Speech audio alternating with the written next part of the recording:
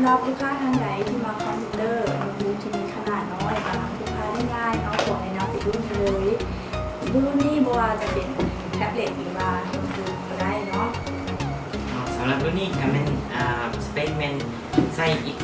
ข้อ X3 เนาะราคาแรมเป็น4กิกราคาฮาร์ดดิสก์ SSD เนาะ16กิกะไบต์ก็เพื่อเป็นการเสียเวลาเนาะเขาจะมาเปิดเลยว่ามีอย่างไรอยู่ในกล่องตัวนี้เนาะ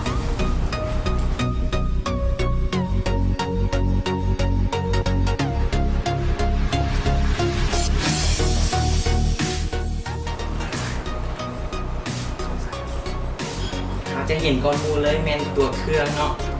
หน้าจอสวิตช์เนาะคือหน้าจอตัวนี้แมนไส้มีความกว้าง12 นิ้วเนาะแล้วก็เป็นหน้าจอสัมผัส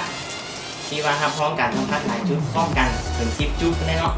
ข้อ i3 เนาะอยู่นี่ส่วนด้านหลังจะมีกล้องอยู่มุมทางเทิงนี้เนาะกล้องถ่ายรูปความละเอียด2 ล้านพิกเซลเนาะส่วนด้านข้างนี่จะเป็นซองทั้งอิฐจะเป็นซองเสียบหูฟังเนาะที่ซองเป็น USB 3.0 เนาะต่อไปแล้วเป็น USB สายต่อควงเนาะชิปซี่เนาะทั้งรุ่นนี้เป็นบนสากเนาะสายเสียบสากและวันนี้เป็นขาเนาะขาตั้งนี่สำหรับไส้ตั้งเวลาเราดึงออกเอาตั้งอย่างที่และมันจะปรับได้ถึง165 องศาเนาะและเสื่อมอยู่ข้างหลังนี้แมนซ่องใส่เมมโมรี่เนาะขนาดน้อย SD card เนาะแบบนี้แข็งแรงในขานี้ก็ได้ส่วนขาเบื้องนี้เนาะทางเบื้องขวาของหน้าจอนี้จะเป็นปุ่มสวิตช์ปิดเปิดปุ่มปรับเสียงแล้วก็ปุ่มของ Windows เนาะปุ่มโฮมแหละหรือว่าเขาเรียกว่าปุ่มโฮมเนาะส่วนด้านหลังจะเป็นอลูมิเนียมอย่างดีเนาะถือว่าแข็งแรงทนทานและภายในเป็นระบบทำความเย็นด้วยของเหลวเนาะจะให้ให้เครื่องบ่มีเสียงดังเรียบเงียบที่สุดอันนี้เป็นเครื่องเนาะต้นบางเนี่ยเขาเพิ่งต่อไปเลยเนาะถ้าจากหน้าจอมาตัวนี้เป็นคีย์บอร์ดเนาะบางแล้วก็สีสันก็งามเนาะสีดำ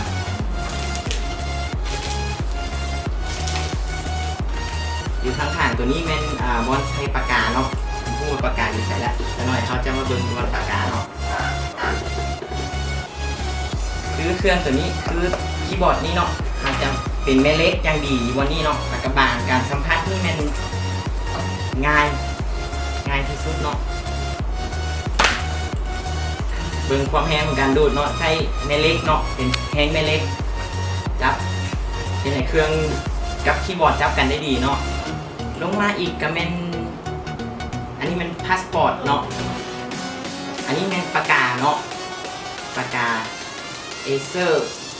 Active Stylus เนาะเป็นปากกาที่ใช้เวลาเขียนหรือว่าแต้มกับคอม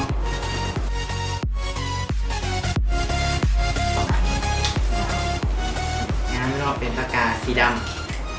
ำรุ่นใหม่แล้วมีปากกาแล้วก็มีเครื่องมือกันใช้อันนี้แบตเตอรี่นะเนาะมีทานน้อย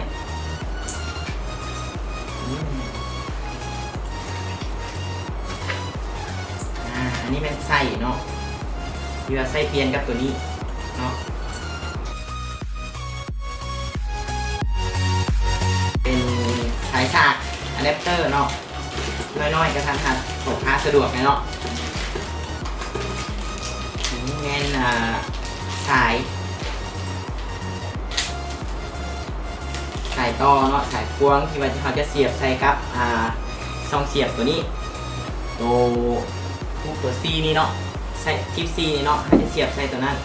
แต่มันจะต่อมาเป็นตัวนี้แมนเขาจะเอิ้นว่า HDMI เนาะเราใส่ต่อกับหน้าจอแล้วก็ออกไปสู่มอนิเตอร์หรือโปรเจคเตอร์เนาะ ตัวนี้ก็เป็นสายสากที่มาใส่ต่อกับอะแดปเตอร์ของเขาเนาะ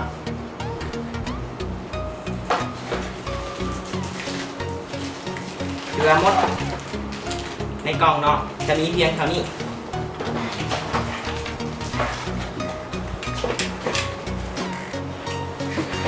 วันนี้เราจะมาเปิดเบิ้งเครื่องเนาะว่าใส่มันจะเป็นอะไรเนาะ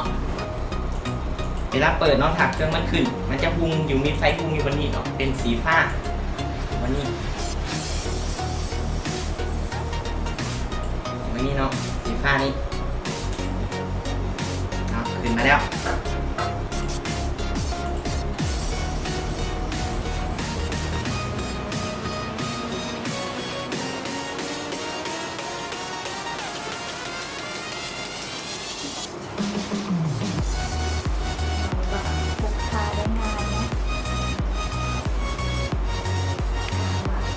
เวลาขึ้นมาเขาจะตั้งค่าน้อยนึงเนาะ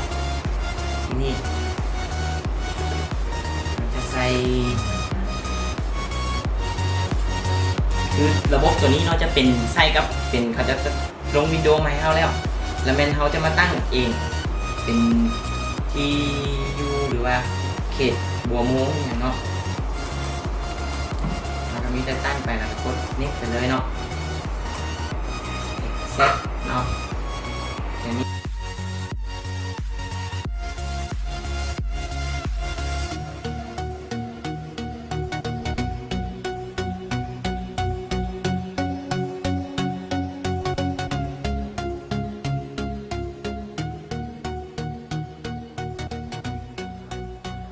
วิธีใส่เป็นเราจะเอาแบตเตอรี่ตัวนี้ใส่เข้าไปทางด้านหลังมันเนาะเก็บมาเลยทีแล้วขึ้นมาแล้วเนาะวันนี้เขาจะมาลองแกะออกมาให้เบิ่งเนาะถอดออกจากตัวนี้เนาะเขาจะมาใส่เป็นโหมดเป็นโหมดของ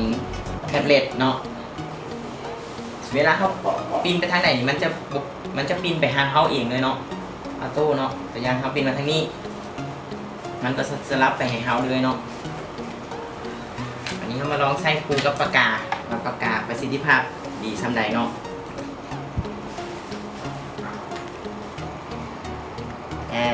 เพียงแต่จ้ำเขาเพียงแต่แตะเขาเบาๆมันถือว่ามีการตอบสนองที่ว่าดีสมควรเนาะไว้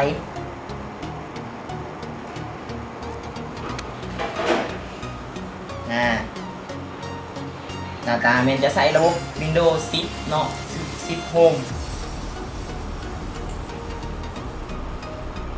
เดี๋ยวเราจะมาลองแต้มคู่กันเนาะได้ดังใจเลยเนาะทำกับว่าเขาแต้มแบบใส่แบบดั้งเดิมเลยเนาะแบบเขาแต้มเจี๊ยเลยเมน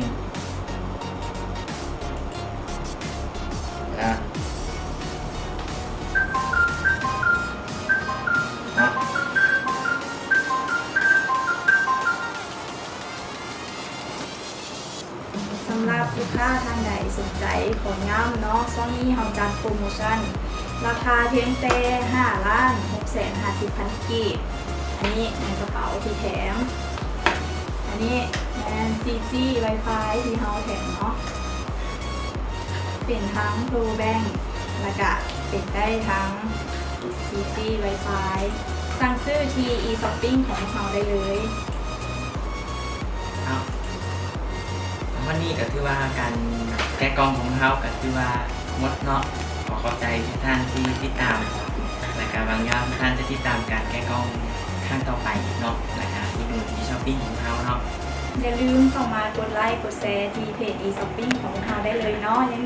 มีสินค้าใหม่ๆมานำเสนออีกครั้งต่อไปขอบใจสบายดี